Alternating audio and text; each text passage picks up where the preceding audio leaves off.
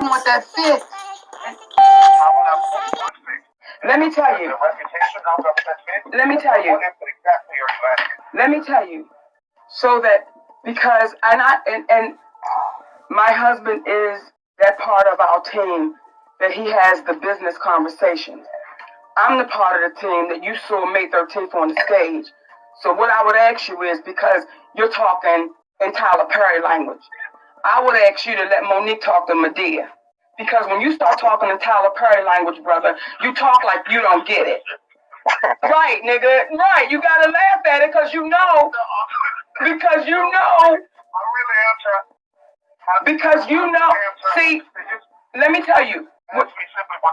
Let me tell you, Tyler. When I watch your movies, I dig Madea. And you know why I dig her? You know why I dig her, Tyler? Because she could be your mother. You know why I dig her? You know why I dig her? Because that bitch is real to her gut. And she don't give a fuck how I come out. She don't give a fuck how it's taken. But everybody knows she love you. But she gonna tell you the real shit. See, when you stepped away from Madea and you became Tyler Perry, the billionaire, this is the conversation you're having. Like, well, guys, what do you want me to do? What do you want me to say? See, you a brother that slept in your car. And you needed niggas to fight for you to get you up out the goddamn car. See, your mama that you love so dearly. See, this is when I know that the powers that be and everybody saying on the radio and everybody saying on the media, oh my God, it's Oprah and Tyler. They're the ones that can employ her. Why ever you say it? Because I love them niggas. That's why I'm saying it. Because I'm tired of reading the stories 100 years from now where we had to go through this shit and we watch our brothers and sisters die and suffer in silence and in poverty, and we know they was right. So what I'm saying to you is, Madea, make Tyler's ass step his ass up. I'm talking to Madea right now. Madea, I need you to pull Tyler's ass in the back and say, baby, you watching this sister and you watching her family starve. You're watching it. And you're saying, what do you want me to do? Listen, don't you play with that baby like that. You know the shit y'all did was wrong to her. You gave charity, you gave them $400,000 to $500,000 to charity, and you know that bitch got $50,000. Where's my pistol, Brown? Where's my pistol? Because I need to shoot this nigga. Now, I'm not going to kill him. I'm going to shoot him in his ass to let him know Medea's mad as shit right now. See, that's why I'm talking to my brother. So I appreciate you calling me. I do. I appreciate you calling us. But when you call me, what you going to do? I'm going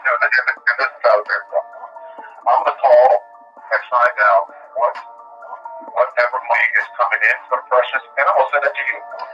I'm going to send it over to you. Whatever it is, I'm sending it to you. Well, let me say this.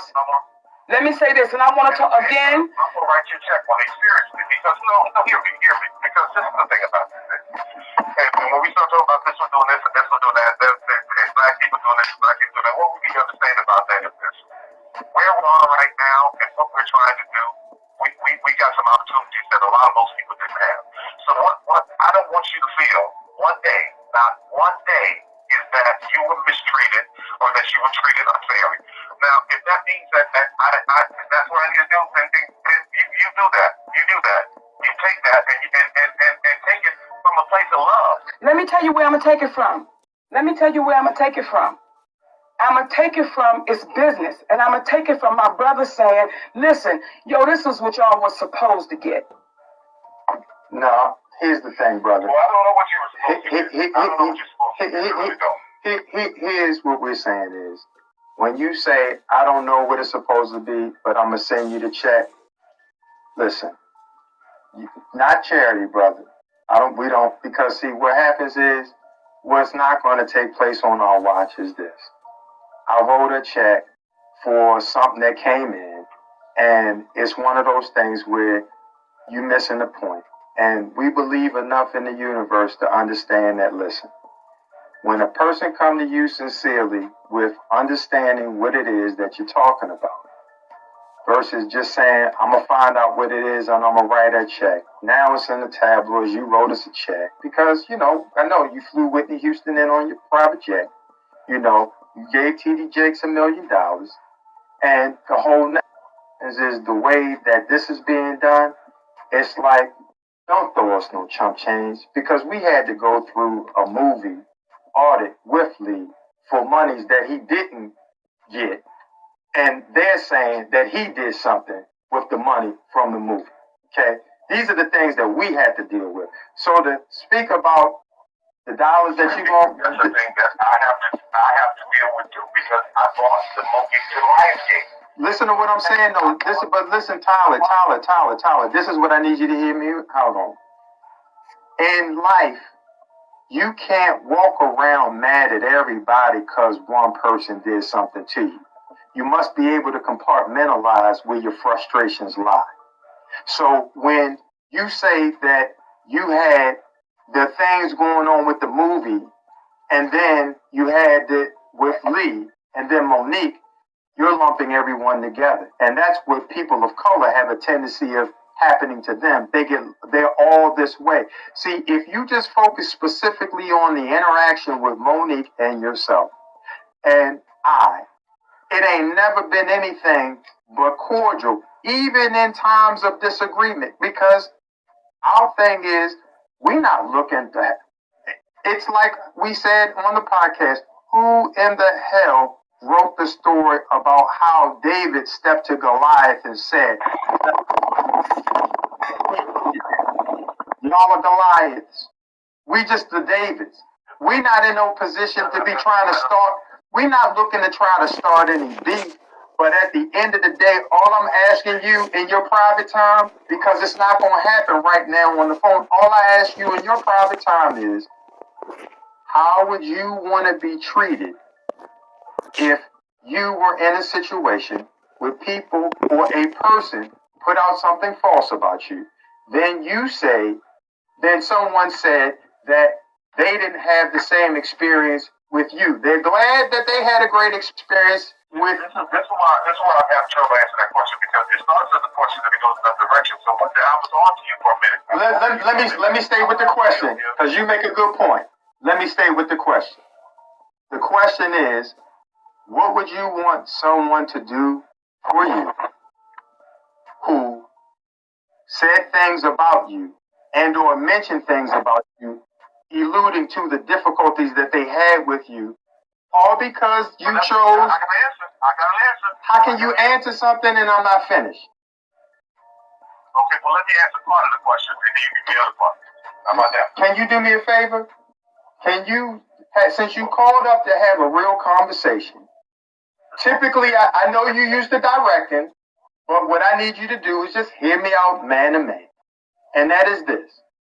How would you feel if someone says something about you that you were not contractually obligated to do? What would you want them to do to make that right? And it don't have nothing to do with money. If somebody had said that, let me just try to be in the position. If somebody had come along and said, Tyler's difficult, he's terrible to work with, he's not going to do anything that you want him to do. If they said all those things, right? If that's what the rumor was, and there were other people who knew that was not to be true, I would want those people to stand up and say that's not true. So, will you and Oprah do that? I can't speak for Oprah. Will you do that? It's my experience.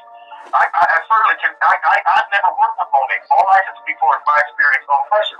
I don't give a damn about saying that. Would you do what you wanted done for you, Tyler? It's real simple. Would you do what you would want done for you because you told David when he said his experience was wonderful, you said that was not your experience. And the question I would have, what did you experience with Monique and or I that made your interaction with us displeasurable? Especially, I see exactly where you're going. What made my interaction displeasurable is to have to try to navigate between Precious, Lee, Monique not wanting to do any national press without getting paid, having to navigate through all of that. That's where my problem was. But Tyler, this is where we are though. I'm talking in real time. But when you understand, because you're again speaking about other entities and components besides Monique. What we're saying is what made it displeasurable. But what I'm saying to you is I want your experience based upon your understanding that Monique, as we told you then, see, writing those scripts, or whoever wrote those scripts, they understand life. Come on. And I thought it was you. And if you don't understand that when you sit by and you say nothing when you know it's wrong, as you now said you know, and you agree, then what is the call really for, my brother? What is it? Okay. All right. I'm going to say this because I spent way too much time here. I thought that this would be a quick call that I could just call and say how I felt and to absolutely wish you the best. The only way this changes, I think the only way this changes, I think for you guys and where you are is this. I think Monique needs an amazing movie. She needs to be with a great director. And once the movie's done, it comes out. She gets all this kind of buzz. She gets all this that she did before, and then this thing goes away. That's the way this changes. It's got to be the right thing that comes along. Kind of some of the stuff that Octavia Spencer has been doing that comes along, or Viola comes along. She does that, and all of this goes away. I know that town and how it works. It's like, okay, oh, that was a moment that's passed. She's amazing. That was wrong.